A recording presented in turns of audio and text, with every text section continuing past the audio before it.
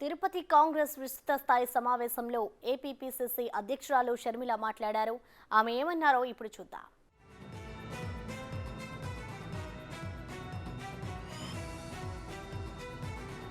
Project జాతీయ హోదా ఇచ్చి 90% నిధులు మేమే ఇస్తామన్నారు.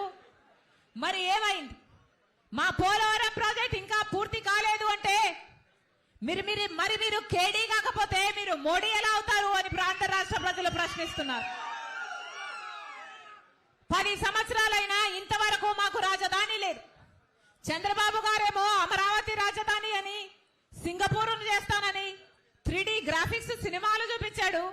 జగనన్న గారేమో మాకు 1 సరిపోదు, మాకు 3 కావాలి అని మొత్తం గందరగోళం చేశారు. ఆఖరికి మనకు ఒక్క రాజధాని కూడా లేదు, ఒక్కటి కూడా ఒక మెట్రో లేదు, విశాఖపట్నంలో లేదు, విజయవాడలో లేదు. దక్షిణ భారతదేశంలో ఏ ఒక్క రాష్ట్రంలోనైనా మెట్రో లేదు అంటే అది ఒక్క ఆంధ్ర రాష్ట్రంలో మాత్రమే. అంత తీసిపోయామా? మాకు స్పెషల్ స్టేటస్ లేదు, మాకు పోలవరం లేదు, మాకు రాజధాని లేదు, మా బిడ్డలకు ఉద్యోగాలు లేవు, మా రైతులకు భరోసా లేదు. మరి మాకు ఏం మిగిల్చారు? మరి మీరు సమస్తము దోచేసుకుంటే మీరు కేడీలు గాక మీరు మోడీ ఎలా అవుతారు అని అడుగుతున్నా.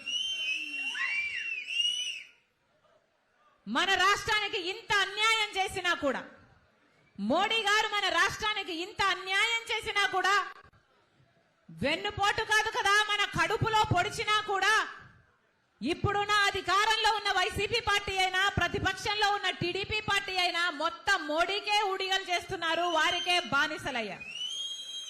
ఎందుకు అని అడుగుతున్నాం.